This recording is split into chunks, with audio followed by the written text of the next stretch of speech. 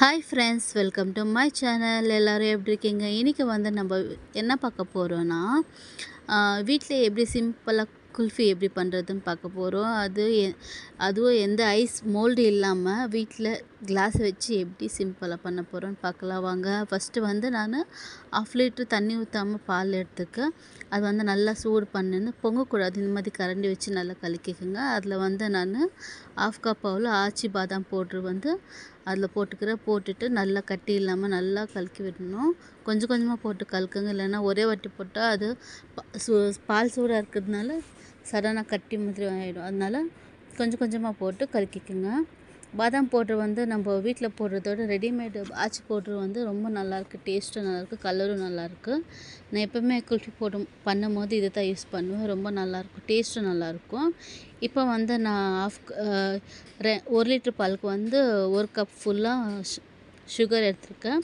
நீங்கள் சுகர் நல்லா கலக்கி நல்லா மெல்ட் ஆகிட்ட பிறகு உங்களுக்கு ஸ்வீட் எவ்வளோ வேணும் பார்த்துக்குன்னு இன்னும் கொஞ்சம் வேணால் போட்டுக்கோங்க. எனக்கு இது கரெக்டாக இருக்கும் இந்த பாலுக்கு. இப்போ வந்து நான் அந்த சுகரெல்லாம் நல்லா கரையிற அளவுக்கு நல்லா மெதுவாக கலக்கி விட்டுனே இருக்கணும். ஏன்னா நம்ம அப்படியே விட்டுட்டோம்னா பொங்கிடும் பால். அதனால நம்ம கலக்கினே இருந்தால் நல்லா சூடானே இருக்கும். சீக்கிரமாக அந்த சர்க்கரைலாம் நல்லா மெல்ட் ஆகிடும். கலக்கும் போது அந்த ஃப்ளேவர் நல்லா இருந்துச்சு. பசங்க அப்படியே கிளாஸில் ஊற்றி கொடுத்தா குடிக்கிறதுக்கு ரெடியாக இருந்தாங்க. அவ்வளோ நல்லா இருந்துச்சு, டேஸ்ட்டாக இருந்துச்சு. அப்புறமேட்டு நான் வந்து 1/2 கப் வந்து பால் பவுடர், என்கிட்ட பால் பவுட்ரு வீட்டிலே இருந்துச்சு, நான் அதே போட்டுக்கினேன். இதை வந்து ஆப்ஷனல் தான், உங்களுக்கு வேணும்னா போட்டுக்கலாம், இல்லைனாக்கா ஸ்கிப் பண்ணிக்கலாம். ஏன்னா பால் பவுட்ரு போட்டால் கொஞ்சம் நல்லா திக்னஸ்ஸாக இருக்கும். பால் குல்ஃபி டேஸ்ட்டாக இருக்கும் சாப்பிட்றதுக்கு. அதனால தான் நான் இது பால் பவுட்ரு யூஸ் பண்ணுறேன். உங்களுக்கு வேணும்னா போட்டுக்கலாம், இல்லைன்னா வேண்டாம், விட்டுருங்க. இப்போ வந்து நான் அந்த பால் பவுட்ரு போட்டிருந்தும் கட்டி வர மாதிரி இருக்கும். அந்த கட்டியெல்லாம் நல்லா ஒடிச்சு விட்டு நான் கலக்கின்னே இருக்கேன் மெதுவாக. ஸ்டவ் வந்து சிம்மிலே வச்சு பண்ணுங்க, அப்போ தான் அடி பிடிக்காமல் இருக்கும், டேஸ்ட்டும் நல்லாயிருக்கும் பண்ணும்போது. இப்போ டைம் பார்த்திங்கனாக்கா 12 மணிக்கு 10 நிமிஷம் இருக்குன்னு. நாங்கள் அவ்வளோ நேரத்துக்கு உக்காந்துக்கின்னு இந்த குல்ஃபி ரெடி பண்ணின்னு இருக்கோம். பாருங்கள், பசங்க கூட தூங்காமல் எப்படி பண்ணுறேன்னு பார்த்துன்னு உக்காந்துன்னு இருக்காங்க. வயசுக்கு இவ்வளோ நேரம் வீடியோ பண்ணிட்டு இருந்தா குல்ஃபி பண்ணி ஃபன் பண்ணிட்டு இருக்கோம். நாங்கள் இப்போ குல்ஃபி பண்ண போகிறோம்.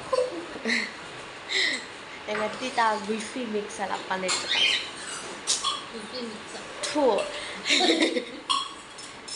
என்ன சொல்கிறாங்க சொல்லுறதுக்கு?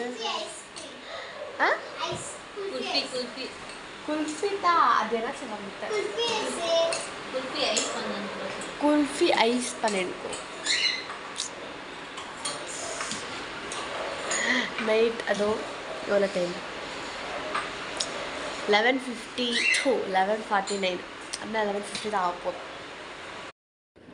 இப்போ பார்த்தீங்கன்னா பால் நல்லா கொச்சிச்சு. இப்போ வந்து நான் 2 ஸ்பூன் கார்ன்ஃப்ளவர் வந்து கொஞ்சம் பசு தண்ணியில் கலக்கி வச்சுருக்கேன். அதை கொஞ்சம் கொஞ்சமாக ஊற்றி நல்லா கலக்கிட்டு இருக்கேன். கைவிடாத இது ஊற்றிருந்து கைவிடாமல் கலக்கிட்டே இருக்கணும்னா கட்டி ஆகிடும். நல்லா கலக்கிட்ட பிறகு ரொம்ப நேரம் கொதிக்க வேண்டாம். கொஞ்சம் நேரம் கொச்சிருந்து ஸ்டவ் ஆஃப் பண்ணிவிட்டு கொஞ்சம் சில்லுன்னு ஆகிட்ட பிறகு நீங்கள் எதில் ஊற்றுறீங்களோ அதில் கிளாஸ்லேயோ கிண்ணத்துலேயோ இல்லை குல்ஃபி மோல்டு இந்த மாதிரி இருந்தாக்கா அதில் ஊற்றிக்கலாம். நான் வந்து குல்ஃபி மோல்டு இல்லாமல் எப்படி பண்ணுறதுன்னு இந்த வீடியோவில் காமிக்கிறதுனால நான் கிளாஸில் ஊற்றிக்கிறேன். கிளாஸில் ஊற்றிட்டு கொஞ்சம் நேரம் வச்சிடறேன். நான் ரொம்ப சூடாக ஃப்ரிட்ஜில் வைக்க முடியாது, கொஞ்சம் ஆறுறதுக்கு விடணும், அப்போ தான் நம்ம ஃப்ரிட்ஜில் வைக்க முடியும். இப்போ வந்து எல்லா கிளாஸில் நான் ஊற்றி வச்சுட்டு எல்லாேருக்கும் 2 ஐஸ்கிரீம் வர மாதிரி. இப்போ வந்து நம்ம கவர் ஏதாவது வீட்டில் இருக்கோம் இல்லையா, இந்த வேஸ்ட் வெஜிடபிள் கவரோ இந்த பார்சல் கவர் இந்த மாதிரி இருக்கும்ல, கொஞ்சம் திக்னஸாக இருக்கிற கவர் எடுத்துக்கோங்க. இல்லைன்னா பால் பேக்கெட்டு கூட நீங்கள் எடுத்துக்கலாம். பால் பேக்கெட் வந்து ஸ்கொயராக கட் பண்ணி யூஸ் பண்ணிக்கலாம். நான் ஃபஸ்ட்டு பால் பேக்கெட்டை நான் என்ன பண்ணிவிட்டேன், சின்னதாக கட் பண்ணிவிட்டேன். அது கிளாஸ் ரப்பர் போடுறதுக்குள்ளே ஆகவே மாட்டேங்குது. சரி, அதை எடுத்துகிட்டு இப்போ நான் வேறு கவர் கட் பண்ணி வச்சுருக்கேன். இப்போ வந்து அந்த கிளாஸ் இது ஹோல்ஸ் எங்கே வருது பார்த்து நாங்கள் ஹோல்ஸ் பண்ணிவிட்டு குச்சி அங்கே சொருவிட்டு சுற்றிரும் வந்து நான் ரப்பர் போட்டு டைட்டாக காற்று போகாத மாதிரி பண்ண போகிறேன். இப்போ வந்து இதே மாதிரி நம்ம எல்லா கிளாஸும் பேக் பண்ணிவிட்டு ஃப்ரிட்ஜில் வச்சிடலாம். ஒரு 8 to 10 hours வச்சா காலையிலுக்குள்ளே நம்மளுக்கு குல்ஃபி ரெடி ஆகிடும். காலையிலே பசங்க எல்லாம் ஒரு வாட்டி சாப்பிட்டுட்டாங்க. நான் காலையில் வீடியோ பண்ணுறதுக்கு வந்து நான் மறந்துட்டேன். காலையில் ஏஞ்சிருந்தால் அவங்க ஒரு பிரேக்ஃபாஸ்ட்டாக குல்ஃபி தான் சாப்பிட்டாங்க. அவ்வளோ டேஸ்ட்டாக இருந்துச்சுன்னு சொல்லிட்டு இருந்தாங்க. சரி, நான் வீடியோ பண்ணுறதுக்கே மறந்துட்டேன். சரி, நைட்டுக்கு ஒரே வாட்டிக்கு பண்ணிடலாம் வீடியோன்னு சொல்லிட்டு இப்போ நைட்டுக்கு நான் வீடியோ பண்ணிட்டுருக்கேன். எல்லாருக்கும் நான் சாப்பிட்டு முடிச்சிட்ட பிறகு டைம் பார்த்தா 11:00 இருந்துச்சு. அப்போ வந்து எல்லாருக்கும் வந்து குல்ஃபி ஐஸ் எடுத்து கொடுத்துட்டு இருந்தேன். ரொம்ப ஈஸியாக வந்துச்சு. தண்ணியில் கிளாஸ் டீப் பண்ணிவிட்டு கொஞ்சம் ட்விஸ்ட் பண்ணிட்டு ஈஸ்டாக்கா க்ளீனாக வந்துச்சு. பாருங்கள், அதர்வாவும் சாப்பிட்டுட்டு இருக்கா. அவ்வளோ க்ளீனாக இருக்குது. க்ளீனாக வந்துச்சு. கிளாஸில் கொஞ்சம் கூட உடையாமல் க்ளீனாக இருந்துச்சு. இப்போ வந்து எல்லாருக்கும் நான் குல்ஃபி ஐஸ் கொடுத்துட்டேன். பசங்க எல்லாம் சாப்பிட்டுட்டு ரொம்ப சூப்பராக இருக்குமா, நல்லா இருக்குன்னு சொல்லிட்டு இருந்தாங்க. நம்ம சாப்பிட்றோமோ இல்லையோ, பசங்க சாப்பிட்டுட்டு நல்லா இருக்குன்னு சொன்னால் நம்மளுக்கு ஒரு தனி சந்தோஷம் இல்லையா? அதனால் எல்லாருக்கும் கொடுத்த மோனிஷாவோட டேடி வந்திருந்தாங்க. அவங்களுக்கு கொடுத்து அவங்களும் சாப்பிட்டுட்டு ரொம்ப நல்லா இருந்துச்சுன்னு சொன்னாங்க.